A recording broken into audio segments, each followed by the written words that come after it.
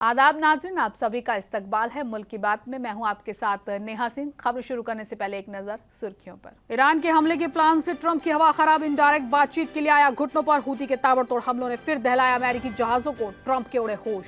वक्फ तरमीमी bill Lok Sabha में हुआ पेश, हुकूमत और ऑपोजिशन में जमकर देखने को मिली तकरार। पार्लियामेंट में वक्फ बिल के पेश होने पर AIM-PLB का एहतजाज, कहा बिल पार्लियामेंट में पास होता है तो हम चुप नहीं बैठेंगे। वक्फ बिल की हिमायत में उतरी कई मुस्लिम तंजीमें, कहा वक्फ जायदादों पर माफियाओं का हक नहीं। सड़क पर नमाज को लेकर बोले CM योगी, कहा सड़क नमाज के लिए नहीं, हिंदुओं से सीखे अनुशासन। जफर अली की रिहाई के लिए संभल के वकीलों का एहतजाज, वकीलों ने किया कलमबंद हड़ताल का ऐलान। कपिल मिश्रा को बड़ा झटका, दिल्ली दंगों के केस में अदालत ने किया FIR का हुक्म। दिल्ली में मनाया गया उत्कल दिवस, CM रेखा गुप्ता की नई पहल। नीतीश के MLC झटका देने की तैयारी में, लालू की इफ्तार पार्टी में नहीं गए नीतीश। वक्फ बिल की हिमायत में उतरी मुस्लिम ख्वातीन, MP के भोपाल में मुस्लिम ख्वातीन ने दर्ज कराया सपोर्ट। ईरान और अमेरिका के बीच जारी गर्मा गर्मी अब किसी भी वक्त एक बड़ी जंग में तब्दील हो सकती है। ईरान काफी दिनों से इजराइल अमेरिका को चेता रहा है कि अगर दोनों मुल्कों ने आंख उठाने की जरूरत की तो अंजाम खतरनाक होगा।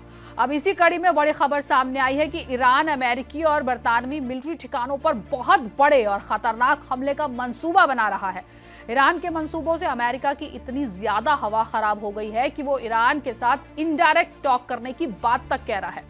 उधर यमन के हूती ने एक बार फिर अमेरिकी जहाजों पर क्रूज मिसाइलों और ड्रोन से हमला करके अमेरिका के होश तक उड़ा दिए हैं।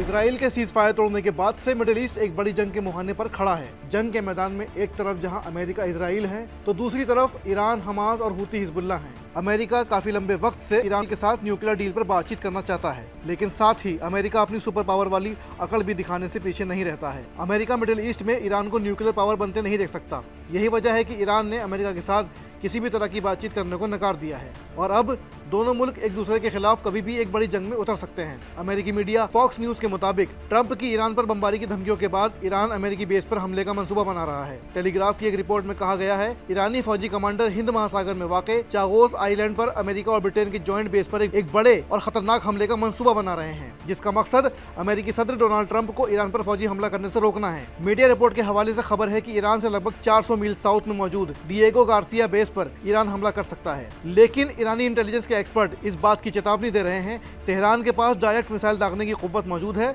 जिससे वह दूर मौजूद अमेरिकी बेस पर हमला करने में कामयाब होगा। ईरान की बैलिस्टिक कुव्वतों की सेल्फ डिटरमाइंड रेंज लगभग 200 मील है। IRGC के पास खुर्रम शहर 2 मीडियम दूरी की बैलिस्टिक मिसाइल का इस्तेमाल करके 800 मील दूर तक बैलिस्टिक हमला करने की कुव्वत है। इन सब बातों से ये साफ साफ मतलब निकाला जा सकता है कि अमेरिकी मीडिया खुद इस बात को मानते हुए ये तस्दीक कर रही है कि ईरान की मिलिट्री और फौजी कुव्वत बेहद खतरनाक है और ईरान सिर्फ धमकियां नहीं दे रहा, जो ये दिखाता है कि ईरान ने अमेरिका को अपनी फौलादी ताकत का लोहा मनवा दिया है। यही वजह है कि ईरान की तरफ से एक बड़े हमले का प्लान देखकर अमेरिकी सदर डोनाल्ड ट्रंप की रूह इतनी ज्यादा कांप उठी कि उसने ईरान के साथ जंग करने के बजाय बातचीत को तरजीह देना ज्यादा जरूरी समझा। मेहर न्यूज एजेंसी के मुताबिक एक मीडिया इदारे ने बताया कि व्हाइट हाउस ईरान के साथ इनडायरेक्ट न्यूक्लियर बातचीत करने पर संजीदगी से गौर कर रहा है। ट्रंप ने दावा किया है कि वो ईरान के साथ जंग करने के बजाय समझौता करना पसंद करेगा। एक्सियोस ने बताया कि इससे पहले ट्रंप ने ईरान को एक समझौते पर पहुंचने के लिए 2 महीने की मोहलत दी थी, लेकिन ये साफ नहीं है कि ये मोहलत कब शुरू हुई। इससे पहले भी ट्रंप ने ईरान के सामने डायरेक्ट न्यूक्लियर टॉक करने का ड्राफ्ट रखा था, जबकि ईरान सिर्फ ओमान की सालिसी में इनडायरेक्ट बातचीत करने पर सहमत हुआ था,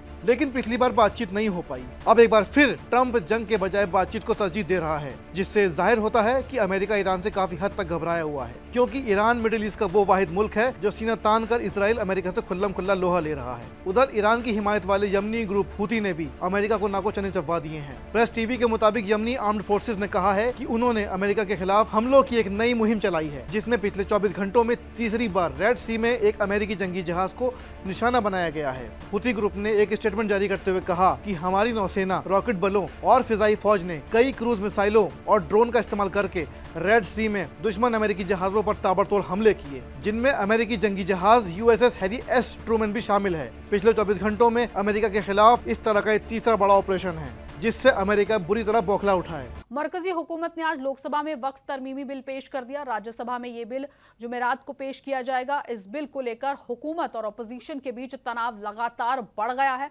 हुकूमत इसे पास कराने के लिए तैयार है तो वहीं अपोजिशन इसे गैर आईनी बता रहा है। दोनों ऐवानों में इस पर 8-8 घंटे की बात होगी। बता दें कि अक़लियती मामलों के वजीर किरेन रिजिजू ने आज वक्फ तरमीमी बिल 2024 लोकसभा में पेश किया। सुबह 12 बजे से बिल पर 8 घंटे की चर्चा शुरू हुई। बिल के जरिए वक्फ बोर्ड की जायदादों को कानूनी दायरे में लाए जाने का ड्राफ्ट है। बिल पर चर्चा में रिजिजू ने 58 मिनट अपनी बात रखी। उन्होंने कहा कि कांग्रेस की क़यादत वाली यूपीए सरकार ने 5 मार्च 2014 को 123 प्राइम प्रॉपर्टी को दिल्ली वक्फ बोर्ड को ट्रांसफर कर दिया। ऐसा लोकसभा चुनाव से ठीक पहले अक़लियती वोटों के लिए किया गया, पर चुनाव हार गए। रिजिजू ने कहा, अगर हमने आज ये तरमीमी बिल पेश नहीं किया होता तो जिस इमारत में हम बैठे हैं उस पर भी वक्फ जायदाद होने का दावा किया जा सकता था। अगर वजीर आजम नरेंद्र मोदी की सरकार सत्ता में नहीं आती तो कई दूसरी जायदादें भी डिनोटिफाई होती। लोकसभा में बिल पेश होने के बाद इस पर ओपोजिशन ने जमकर हमला बोला।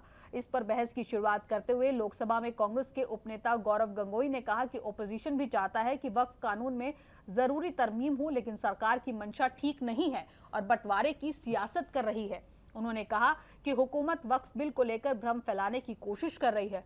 गोगोई ने कहा कि मुल्क का आइन हर इंसान को बराबरी, बुनियादी हुकूक की हिफाजत, संघीय ढांचे की हिफाजत और मुल्क की एकता यकीनी बनाने की बात करता है, लेकिन सरकार का वक्फ बिल आइन पर हमला करता है और भ्रम फैलाकर समाज को बांटकर वोट बैंक की हिफाजत करना है। वहीं सपा चीफ अखिलेश यादव भी वक्फ बिल को लेकर हुकूमत पर जमकर बरसे। उन्होंने इल्जाम लगाया कि बीजेपी इस बिल के जरिए अपनी नाकामियों को छिपाने और समाज में पोलराइजेशन करने की कोशिश कर रही है। अखिलेश यादव ने तंज कसते हुए कहा, बीजेपी के अंदर मुकाबला चल रहा है कि खराब हिंदू कौन बड़ा है। उन्होंने ये भी कहा कि जो पार्टी खुद को दुनिया की सबसे बड़ी पार्टी बताती है वो अब तक अपना कौमी सदर नहीं चुन पाई।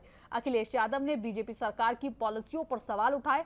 उन्होंने कहा कि नोटबंदी, महंगाई, बेरोजगारी, किसानों की आय दुगनी करने का वादा, गंगा यमुना की सफाई, स्मार्ट सिटी प्रोजेक्ट, इन सभी मोर्चों पर सरकार नाकाम रही है। इन नाकामियों से ध्यान भटकाने के लिए वक्फ बिल लाया गया है। सपा चीफ ने आगे इल्जाम लगाया कि बीजेपी वक्फ की जायदादों पर कब्जा करना चाहती है। उन्होंने कहा, क्या रेलवे और डिफेंस की जमीनें नहीं बेची जा रही हैं? वक्फ भी भारत का ही हिस्सा है, लेकिन इससे भी बड़ा मुद्दा ये है कि चीन हमारी जमीन पर गांव बसा रहा है। इस पर सरकार चुप क्यों है? वहीं टीएमसी एमपी कल्याण बनर्जी ने भी बिल का विरोध किया। उन्होंने कहा, वक्फ एक मजहबी और समाज सेवा करने वाला इरादा है। इस पार्लियामेंट में राज्य सरकार की ताकतों के दायरे में खिलाफ वर्जी की जा रही है। राज्य सरकार के हुकूकों में दखल नहीं किया जा सकता है। हिंदू इंग्लिश कानून फॉलो करते हैं और मुस्लिम इंग्लिश लॉ नहीं मानता, ये फर्क है। वक्फ का हर हक अल्लाह के पास है। लोगों की भलाई के लिए प्रॉपर्टी का इस्तेमाल होता है। मुतवली के पास प्रॉपर्टी का हक नहीं है। उधर वक्फ की हिमायत में जेडीयू और मरकजी हुकूमत में पंचायती राज वजीर राजीव रंजन सिंह उर्फ ललन सिंह ने कहा, ये नैरेटिव बनाने की कोशिश की जा रही है कि ये बिल मुसलमान विरोधी है। ये बिल कहीं से मुसलमान विरोधी नहीं है। वक्फ कोई मुस्लिम इरादा है क्या? वक्फ कोई मजहबी इरादा नहीं, एक ट्रस्ट है जो मुसलमानों के फलाह बहबूद के लिए काम करता है। उन्होंने कहा, मोदी जी को कोस रहे हैं, उनका चेहरा पसंद नहीं आ रहा तो मत देखिए उनकी तरफ।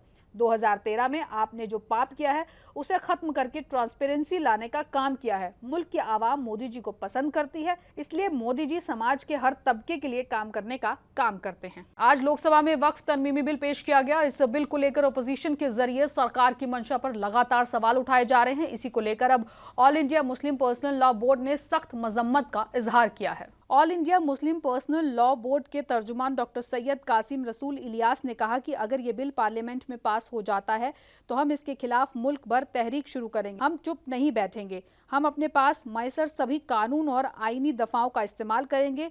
जब तक तजवीज़ शुदा तरमीम पास नहीं लिए जाते हम अमन के साथ आंदोलन करेंगे। सैयद कासिम रसूल इलियास ने आगे कहा कि ये बिल फ़र्क पैदा करने वाला और फिरके वाराना है। अफसोस की बात यह है कि जेपीसी में जो अपोजिशन के रुकन थे उनकी बात को भी नहीं माना गया। वहीं AIM PLB की प्रेस कॉन्फ्रेंस से खिताब करते हुए मौलाना फरजुल रहमान मुजदिदी ने कहा कि वक्फ का इंतज़ाम अब मुसलमानों के हाथों से लेकर हुकूमत के हवाले कर दिया गया है। ये बिल मुसलमानों से दुश्मनी की बुनियाद पर लाया गया है। इंतजाम अब मुसलमानों के हाथ से ले लिया गया है और इसको हुकूमत के हवाले कर दिया गया है या ऐसे इदारे के सुपुर्द कर दिया गया है जो कि बुनियादी तौर पर मुसलमानों का इदारा नहीं है। कि जेपीसी महज एक फरेब है और एक धोखा है और ये मुस्लिम दुश्मनी की बुनियाद पर ये बिल लाया गया है। मुसलमानों को इकोनॉमिकली और रिलीजियसली एक तरीके से गोया के दूर करने के लिए और उनको एक साइडलाइन करने के लिए ये कानून लाया गया है। वक्फ बिल को लेकर जहां बड़ी बड़ी मुस्लिम तंजीमें और पार्टियां एहतजाज कर रही हैं, तो वहीं कुछ मुस्लिम तंजीमें इसकी हिमायत भी कर रही हैं। आइए जानते हैं किन मुस्लिम तंजीमों ने इस बिल का सपोर्ट करने का ऐलान किया है। ऑल इंडिया मुस्लिम पर्सनल लॉ बोर्ड, जमीयत उलेमा हिंद और कई दूसरी बड़ी तंजीमों ने वक्फ बिल का विरोध किया है और इसे मजहबी आज़ादी पर हमला बताया है। लेकिन ऑल इंडिया सूफी सज्जादशीन काउंसिल, जमीयत हिमायत उल इस्लाम और पसमानदा मुस्लिम महाज जैसी मुस्लिम तंजीमों ने वक्फ तरमीमी बिल का सपोर्ट किया है। इन तंजीमों ने वक्फ बोर्डों पर इतने सालों से काबिज रहे लोगों से तीखे सवाल पूछे हैं। इन तंजीमों का कहना है कि वक्फ बोर्ड ने आज तक मुसलमानों की तरक्की में क्या योगदान दिया, वक्फ बोर्ड ने आज तक कितनी गरीब बच्चियों की शादी करवाई, वक्फ बोर्ड ने आज तक कितने बेघरों को घर दिए। इन तंजीमों का दावा है कि वक्फ बिल पास होने से सिर्फ वो मुसलमान परेशान है जो खुद वक्फ बोर्ड की जायदाद पर कब्जा किए बैठे हैं।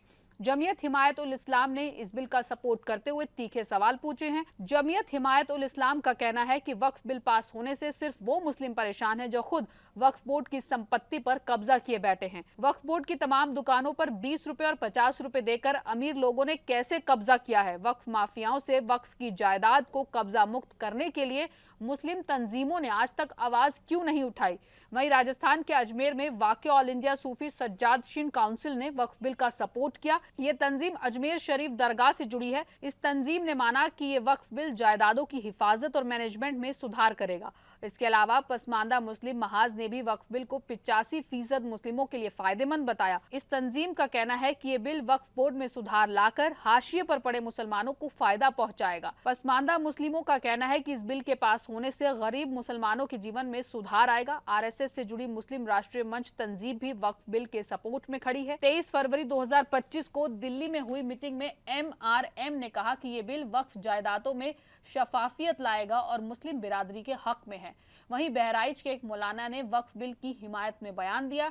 बहराइच के शहाबुद्दीन रिजवी ने बयान दिया कि ये बिल फायदेमंद साबित होगा क्योंकि अभी तक वक्फ बोर्ड और माफिया मिलकर देश की कीमती जमीनों पर कब्जा कर लेते थे, लेकिन इस बिल के पास होते ही ये सब बंद हो जाएगा। इस जायदाद में होने वाली कमाई मुसलमान के हक में खर्च की जाएगी। लोकसभा में आज वक्फ बिल पेश किया गया। इस वक्फ बिल को लेकर देश में खूब सियासत हो रही है। इस बीच MP के भोपाल से वक्फ बिल की हिमायत करने वाली मुस्लिम ख्वातीन की एक अलग ही तस्वीर देखने को मिली। वक्फ बिल को लेकर एक तरफ जहां हुक्मरान दल के नेता इस बिल की हिमायत करते हुए मुस्लिम के हित का बता रहे हैं, तो वहीं दूसरी तरफ ओपोजिशन के साथ साथ तमाम मुस्लिम तंजीमें इस बिल का विरोध कर रही हैं। इस बीच मध्य प्रदेश की राजधानी भोपाल में मुस्लिम ख्वातीन वक्फ बिल की हिमायत करते हुए सड़क पर उतर आई। बड़ी तादाद में ख्वातीन हाथों में तख्ती और गुलाब का फूल लिए हुए मोदी जिंदाबाद के नारे लगाते हुए दिखी। हाथों में जो उन्होंने तख्ती ली थी उस पर thank you Modi, we support Modi लिखा हुआ था। ख्वातीन के हाथ में तख्ती के साथ साथ गुलाब के फूल भी थे। वहीं ख्वातीन के साथ कुछ मर्द भी हिमायत में नारे लगाते दिखे। इससे पहले आज भोपाल के हताई खेड़ा डैम के पास आनंदपुरा कोलकाता के मुस्लिम समाज के लोग इकट्ठा हुए और PM नरेंद्र मोदी के बैनर पोस्टर लेकर शुक्रिया जताया। मुस्लिम समाज की खुशी का अंदाजा इस बात से ही लगाया जा सकता है कि यहाँ लोगों ने जमकर ढोल बजाकर आतिशबाजी भी की। बता दें कि लोकसभा में आज वक्फ तरमीमी बिल पेश किया गया। पार्लियामेंट कामों के वजीर किरण रिजिजू ने बिल को ऐवान के बेंच पर रखा। उत्तराखंड वक्फ बोर्ड के सदस्य शादाब शम्स ने हमला बोलते हुए कहा कि वक्फ बिल का विरोध करने वाले मुसलमान नहीं हैं, वो कांग्रेस, समाजवादी पार्टी, आम आदमी पार्टी और जनता दल के सियासी मुस्लिम हैं। उत्तराखंड वक्फ बोर्ड के सदस्य शादाब शम्स ने वक्फ बिल का विरोध करने वाली पार्टियों पर जुबानी हमला किया। शादाब शम्स ने कहा कि वक्फ बिल का विरोध करने वाले मुसलमान नहीं है, गरीब मुस्लिमों को PM नरेंद्र मोदी से उम्मीदें हैं। वक्फ बोर्ड के सदस्य शादाब शम्स ने सरकार के वक्फ बिल को सपोर्ट किया। शम्स का मानना है कि ओपोजिशन के पास 70 साल थे और उन्होंने सिर्फ वक्फ को लूटा। इस बिल के पास होने से मुसलमानों को ही फायदा होगा, इसलिए उन्होंने इस बिल का नाम उम्मीद रखा है। शम्स ने कहा कि जो मुस्लिमों को डरा रहे हैं, मस्जिदें छीन ली हैं, जो लोग इसका विरोध कर रहे हैं वो मुसलमान ही नहीं है, वो सिर्फ सियासी मुसलमान हैं। उनके पीछे NGO और कमेटियां हैं जैसे जमीयत उलेमा हिंद और मुस्लिम पर्सनल लॉ बोर्ड, जो पीछे दरवाजे से राज्यसभा जाना चाहते हैं। ये डरे हुए हैं कि उनसे ये छिन जाएगा क्योंकि ये अमीरों से छीना जा रहा है। वो डरे हुए हैं। हमें पूरा यकीन है कि पीएम मोदी वक्फ बिल पास करेंगे और गरीब मुस्लिमों को उनका हक देंगे। उत्तर प्रदेश के सीएम योगी आदित्यनाथ ने सड़कों पर नमाज अदा करने के खिलाफ मुसलमानों को दी गई अपनी हुकूमत की हालिया चेतावनी का सख्ती से दिफा किया और इस बात पर जोर दिया कि सड़कों का इस्तेमाल सिर्फ और सिर्फ ट्रैफिक के लिए किया जाना चाहिए। सीएम योगी आदित्यनाथ ने सड़क पर नमाज अदा करने को लेकर पूछे गए सवाल का तफसील से जवाब दिया। सीएम योगी ने कहा, सड़क चलने के लिए होती है और लोगों को हिंदुओं से डिसिप्लिन सीखना चाहिए। 66 करोड़ लोग प्रयागराज में आए। इस दौरान कहीं कोई लूटपाट नहीं, कोई आगजनी नहीं, छेड़छाड़ नहीं, किडनैपिंग नहीं, कोई तोड़फोड़ नहीं हुई। ये होता है मजहबी डिसिप्लिन। अकीदत के साथ आए, महास्नान के भागीदार बने, फिर अपनी मंजिल पर चले गए। पब्लिक प्लेस पर नमाज पर रोक का बचाव करने के अलावा सीएम आदित्यनाथ ने वक्फ तरमीमी बिल की तीखी मजम्मत की और दावा किया कि वक्फ बोर्ड मुसलमानों की फलाह बहबूद से जुड़ी जरूरतों को पूरा करने में काफी हद तक नाकाम रहे हैं। अपने कट्टर हिंदुवादी रुख के लिए मशहूर योगी आदित्यनाथ ने उत्तर प्रदेश में मुसलमानों के साथ फर्क के दावों को सिरे से खारिज कर दिया। उन्होंने इस बात पर रोशनी डाली कि सूबे की आबादी में मुसलमानों की हिस्सेदारी 20% है, फिर भी सरकारी फलाह बहबूद स्कीमों का फायदा उठाने में उनकी हिस्सेदारी 35 से 40% है। मुतनज़ा बुलडोजर मॉडल पर जो जुर्म और तजावुजात हटाने के लिए उनकी इंतजामिया के नजरिए का पर्याय बन गया है, आदित्यनाथ के इस बात को कमतर आका कि ये एक कामयाबी है। उन्होंने इसकी वैलिडिटी के बारे में फिक्रों को भी खारिज कर दिया और जोर देकर कहा कि उत्तर प्रदेश में बुलडोजर के इस्तेमाल पर सुप्रीम कोर्ट का कोई तबसरा नहीं है। उन्होंने दावा किया कि सुप्रीम कोर्ट ने इस ताल्लुक में उनकी सरकार के जरिए अपनाए गए कानून की सराहना की है। योगी आदित्यनाथ ने कहा था कि सियासत मेरे लिए फुल टाइम जॉब नहीं है। इस बयान के बाद अखिलेश यादव कहां मौका चूकने वाले थे और मौका मिलते ही अखिलेश यादव ने योगी आदित्यनाथ पर तंज कसा। समाजवादी पार्टी के चीफ अखिलेश यादव ने सीएम योगी आदित्यनाथ पर तंज कसते हुए कहा कि उनको सियासत करनी ही नहीं चाहिए जो इसे पार्ट टाइम समझते हैं। सपा चीफ ने योगी आदित्यनाथ के एक बयान पर तंज किया जो उन्होंने एक इंटरव्यू के दौरान जाहिर किया था। यादव ने कहा, दरअसल उनको सियासत करनी ही नहीं चाहिए जो इसे पार्ट टाइम समझते हैं, क्योंकि सच्ची सियासत सेवा का मैदान होती है जिसके लिए दिन के 24 घंटे और पूरा जीवन भी कम होता है। इंटरव्यू में एक सवाल के जवाब में योगी ने कहा था, सियासत मेरे लिए फुल टाइम जॉब नहीं, फिलहाल हम यहाँ काम कर रहे हैं, मगर असल में मैं एक योगी हूँ। जब तक हम यहाँ हैं हम काम कर रहे हैं, इसके लिए भी एक वक्त मुकर्रर होगा। सीएम ने कहा कि उनकी अव्वल तरजीह उत्तर प्रदेश के लोगों की खिदमत करना है जो बीजेपी ने उन्हें सौंपी है। उत्तर प्रदेश के संभल में जामा मस्जिद कमेटी के सदर जफर अली एडवोकेट की गिरफ्तारी को लेकर शहर के वकीलों में जबरदस्त गुस्सा है। वकीलों ने पुलिस के खिलाफ एहतजाज करते हुए मार्च भी निकाला। इसी के साथ साथ पुलिस पर गलत तरीके से कार्रवाई किए जाने का इल्जाम भी लगाया गया। वकीलों ने एक सुर में साफ तौर पर कहा कि जब तक जफर बाहर नहीं आते तब तक एहतजाज और कलमबंद हड़ताल जारी रहेगी। जफर अली की गिरफ्तारी जो 24 नवंबर की हिंसा में साजिश के इल्जामों से जुड़ी है, उनका वकीलों के जरिए विरोध किया जा रहा है। उनका तर्क है कि ये नाइंसाफी है और उनके परिवार के खिलाफ जुल्म के बड़े पैटर्न का हिस्सा है। गुज़िश्ता रोज वकीलों ने शहर में मार्च निकाला और पुलिस की कार्रवाई की मजम्मत की और उन पर अली के रिश्तेदारों को कानून की दफा 135 और 126 के तहत कानूनी नोटिस जारी करने का इल्जाम लगाया। एहतजाज करने वाले वकील मोहम्मद इस्लाम ने कहा, जफर अली के भाइयों को गलत तरीके से निशाना बनाया गया है। ये एहतजाज उनके जरिए झेले गए जुल्म के खिलाफ है। वकीलों के साथ ऐसा रवैया क्यों किया जा रहा है? अदालत अहाते में शुरू हुआ एहतजाज स्कूलों तक फैल गया है, जहां वकीलों ने अली की रिहाई तक अपना काम फिर से शुरू करने से साफ तौर पर इनकार कर दिया। प्रदर्शन कर रहे एक दूसरे वकील शकील अहमद ने दावा किया, हमारे सीनियर साथी जफर अली को गलत तरीके से गिरफ्तार कर जेल में डाल दिया गया है। पूरे बार ने फैसला किया है कि जब तक जफर रिहा नहीं हो जाते तब तक कोई भी वकील अदालत में नहीं जाएगा। अहमद ने चेतावनी दी कि एहतजाज बढ़ सकता है। उन्होंने कहा, मुख्तलिफ जिलों में पहले से ही हड़तालें हो रही हैं और बार काउंसिल के हुक्मों के बाद रियासत भर में बायकॉट अगला कदम हो सकता है। दिल्ली की एक अदालत ने पुलिस को 2020 के नॉर्थ ईस्ट दिल्ली दंगों के सिलसिले में बीजेपी नेता और दिल्ली के वजीर कानून कपिल मिश्रा के खिलाफ आगे की जांच करने का हुक्म दिया। ये हुक्म मोहम्मद इलियास के जरिए दर्ज कराई गई शिकायत के बाद आया, जिसमें मिश्रा और दूसरों पर हिंसा में शामिल होने का इल्जाम लगाया गया था। एडिशनल चीफ जुडिशियल मजिस्ट्रेट वैभव चौरसिया की सदारत वाली अदालत ने कहा कि मामले में आगे की जांच की जरूरत है, क्योंकि शिकायत में जिक्र की गई घटनाओं में से एक से मुतालिक एक वाकया जुर्म पाया गया है।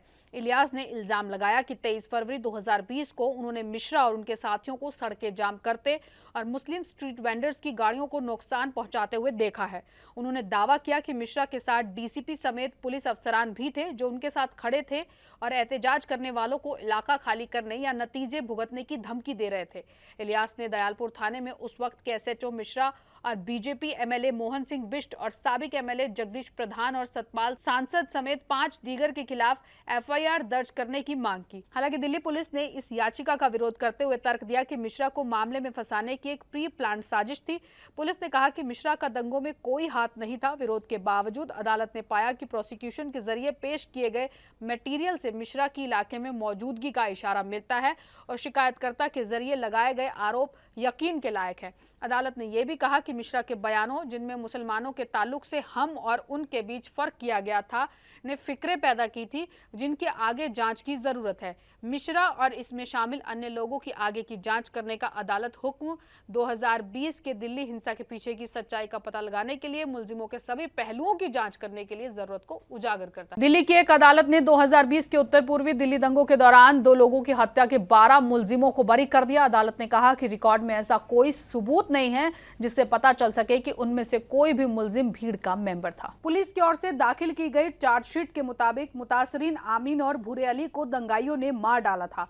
उनकी लाशें 25 और 26 फरवरी 2020 को नाले में फेंकी गई थी। गोकुलपुरी पुलिस थाने में मुलजिमों के खिलाफ दर्ज 2 मामलों की सुनवाई कर रहे एडिशनल सेशन जज ने कहा कि इसमें से एक लोकेश कुमार सोलंकी के जरिए 2 कत्ल की बात कबूल करने के ताल्लुक में व्हाट्सएप पर की गई बातचीत ठोस सबूत नहीं है। अदालत ने 28 मार्च को दिए 2 हुक्मों में कहा कि व्हाट्सएप ग्रुप में हुई बातचीत को कत्लेआम को कबूल करने वाले मुलजिमों के जरिए पैगामों की अदला बदली के बारे में प्रोसिक्यूशन की ओर से पेश किए गए ठोस या अव्वल सबूत के तौर पर इस्तेमाल नहीं किया जा सकता है। अदालत ने कहा इस तरह की पोस्ट सिर्फ ग्रुपों के दूसरे मेंबरों के बीच रोब जमाने के लिए डाली जा सकती है। ये बिना सच्चाई के शेखी बघारने जैसा भी हो सकता है। इसलिए जिस बातचीत पर भरोसा किया गया है वो इस बात को साबित करने के लिए ठोस सबूत नहीं हो सकता कि मुलजिम लोकेश सोलंकी ने हकीकत में 2 मुस्लिम अफराद का कत्ल किया है।